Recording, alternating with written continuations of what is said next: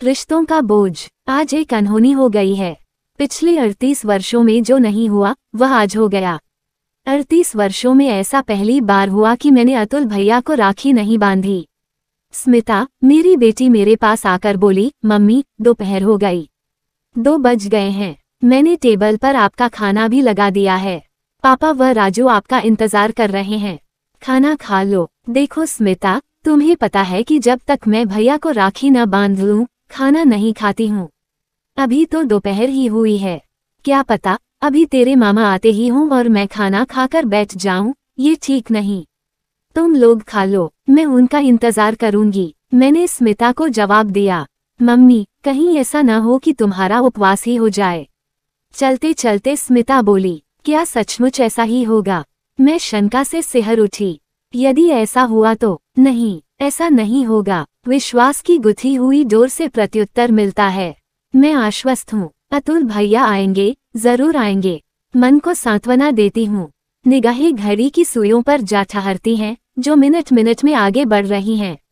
अपने मन में झांक कर देखना चाहती हूँ। मन में दबी हुई अतीत की परतें एक एक कर खुलती जाती हैं। बड़ी सी हवेली है हमारी। चाचा जी, पिताजी और ताऊजी हम सब रहते हैं हवेली के अलग अलग हिस्सों में मिलजुल कर। हम 3 भाई और 3 ही बहनें हैं, चाचा जी के 2 लड़के और 2 लड़कियां। बस ताऊजी का एक ही बेटा है अतुल, अकेले है, न कोई भाई और न कोई बहन। मुझे याद है तब मैं बहुत छोटी थी जब मुझे ताईजी ने रक्षाबंधन के दिन गोदी में उठाकर कहा था कि यह मेरी छोटी बेटी है, ये बांधेगी अपने अतुल भैया को राखी। और उन्होंने जल्दी जल्दी मुझे नया फ्रॉक पहनाया, मेरे बालों में रिबन बांधा और छोटी सी थाली में रोली, राखी तथा मिठाई रखकर पकड़ा दी। ले बांध मीनू अपने अतुल भैया को राखी। अतुल भैया ने एक बार मेरी ओर देखा, मुस्कुराए और फिर अपना हाथ आगे बढ़ा दिया। मैंने अपने नन्हे हाथों से राखी बांध दी और ताईजी ने मुझे चूम लिया। बस आज से मीनू ही है अतुल की प्यारी बहन, यही राखी बांधा करेगी अतुल को, उन्होंने कहा और यह इबारत मेरे दिल पर बहुत गहरे अक्षरों से लिखी गई। इससे पहले अतुल भैया ने रो रोकर हवेली सिर पर उठा रखी थी, मैं भी अपनी बहन से ही राखी बंधवाऊंगा। लक्ष्मी, सोनाली, मधु तीनों दीदी ने कोशिश की और फिर अंजू ने भी, पर 8 वर्ष के अतुल भैया किसी से भी राखी बंधवाने को तैयार ही नहीं थे। वे मचल रहे थे, रो रहे थे, चीख रहे थे और जब मधु दीदी ने जबरदस्ती उनके हाथ में राखी बांधी तो उन्होंने उसे गुस्से में तोड़कर फेंक दिया। मेरी कोई बहन नहीं है, मैं तो अपनी बहन से ही राखी बंधवाऊंगा, इनमें से कोई भी मेरी बहन नहीं है। अतुल भैया का रोना रुक ही नहीं रहा था। माँ, चाचाजी व ताईजी सब आंगन में खड़े थे। ताईजी की तो आंखों से आंसू भी बह रहे थे अपने लाडले बेटे की जिद पूरी न कर पाने की विवशता में। करे तो क्या करें, इतने में उन्हें मेरा ध्यान आया और फिर वे मुझे गोदी में उठाकर अतुल भैया के पास ले गईं। 3 साल की ही थी मैं तब जब ताईजी के कहने पर अतुल भैया मुझसे राखी बंधवाने को तैयार हो गए। बच्चे के चेहरे पर मुस्कान आते ही सबके उदास चेहरे खिल उठे। तब से अब तक मैं ही अतुल भैया को राखी बांधती आई थी, इसमें कभी कोई व्यवधान नहीं पड़ा। यूं तो अवसर बहुत आए थे, हमारा मध्यम वर्गीय परिवार था और फिर घर में 6 बच्चे। पिताजी की आय भी बहुत अधिक नहीं थी, अतः बच्चों को अधिक नहीं पढ़ा सके। बड़ी बहनों की तो मैट्रिक करते ही शादी कर दी थी, पर मैं जरूर BA कर पाई थी, वो भी जिद करके।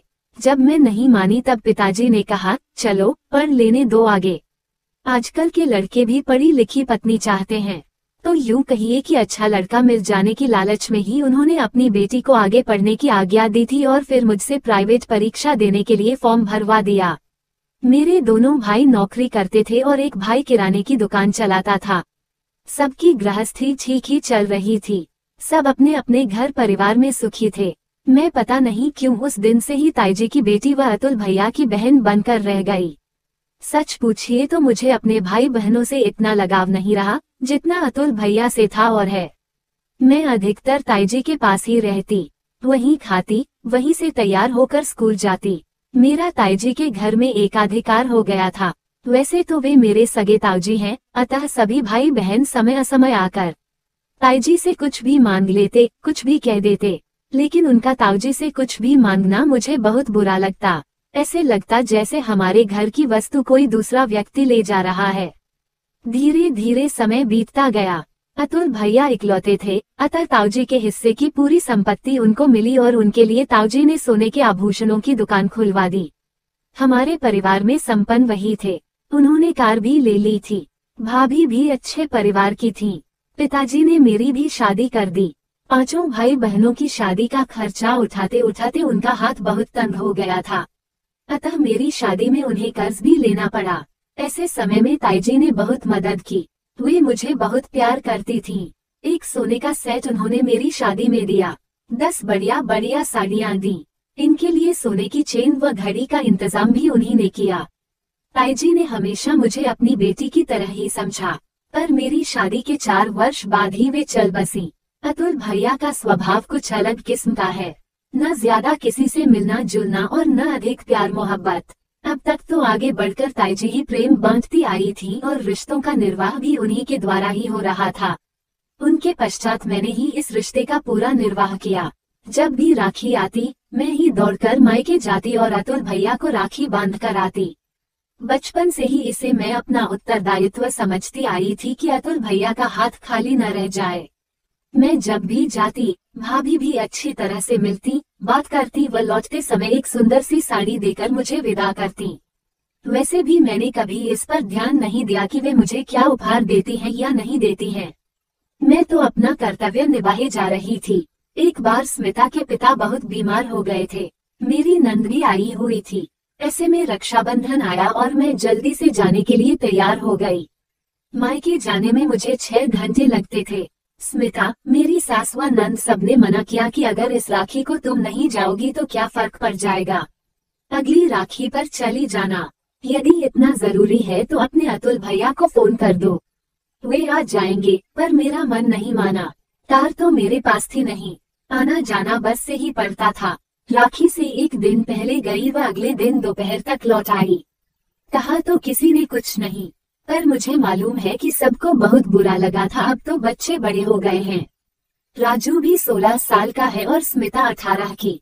पता नहीं इस बार इन बच्चों को क्या जिद चढ़ी है कि हमारे भाई बहन के रिश्ते का इम्तिहान लेने पर उतारू हो गए हैं। और तो और इनके पापा भी इनके साथ मिल गए। कल मैंने जाने की तैयारी शुरू की, लेकिन तीनों ही अड़ गए कि आज आप वहाँ नहीं जाओगी। इस बार हमारे अतुल मामा को ही आने दो राखी बंधवाने के लिए। क्या राखी का महत्व सिर्फ आपके लिए ही है, उनके लिए नहीं। और तीनों ही ने मुझसे शर्त भी लगा ली कि देखना आपके अतुल भैया यहाँ नहीं आएंगे। अब तक अतुल भैया मेरी ससुराल एक बार भी नहीं आए थे, अतः इन सबकी यही धारणा थी कि यह एक तरफा रिश्ता है जिसे सिर्फ मैं ही निभाए जा रही हूँ। कल मुझसे बच्चों ने अतुल भैया को फोन करवाया। भाभी मिली फोन पर और मुझे उनसे कहना पड़ा कि भाभी, मैं बीमार हूँ, इस बार राखी बांधने नहीं आ सकूंगी, आप व अतुल भैया कल आ जाइए। भाभी ने मेरी बीमारी के विषय में पूछा और फिर कहा ठीक है, पर मैं पक्का नहीं कह सकती हूँ, फिर भी कोशिश करेंगे। मेरा मन तो कह रहा है कि अतुल भैया जरूर आएंगे, पर सारा घर अड़ा हुआ था। इन्होंने तो यहाँ तक कह दिया था तुम्हें बुरा लगता है, इसलिए मैंने आज तक कभी कहा नहीं। पर अब मुझे लगता है कि तुम क्यों अकेले रिश्तों का बोझ ढोए चली जा रही हो। उतार फेंको इसे। आज इस बात की परीक्षा हो जाएगी कि यह रिश्ता सिर्फ तुम्हारी वजह से है या तुम्हारे अतुल भैया भी इसे मानते हैं। सुबह से मेरी काफी तैयारी की है, पर शाम के 4 बज गए, लेकिन अभी तक भैया का कहीं कोई अता पता नहीं है। मेरा मन धीरे धीरे बैठता जा रहा है। एक बेचैनी मन में है, एक कुलबुलाहट है। क्या नहीं अब तक यह एक तरफा रिश्ता निभाए चली जा रही थी। तो कहीं भैया या भाभी यह न समझते हैं कि मैं कुछ लेने के उद्देश्य से ही उनको राखी बांधने जाती हूँ। अगर ऐसा है तो मेरे लिए इससे बढ़कर शर्म की बात और क्या होगी। अच्छा ही है, आज इस बात का पता चल ही जाना चाहिए। हमसे तो ये आज की पीढ़ी अधिक समझदार है, जो बालकता में नहीं रहती, यथार्थ के ठोस धरातल पर पैर रखती है। 5 बज गए थे। मेरी निगाह बार बार घड़ी की ओर उठ रही थी। सच पूछे तो मैंने भी आशा छोड़ दी थी भैया नहीं आने वाले।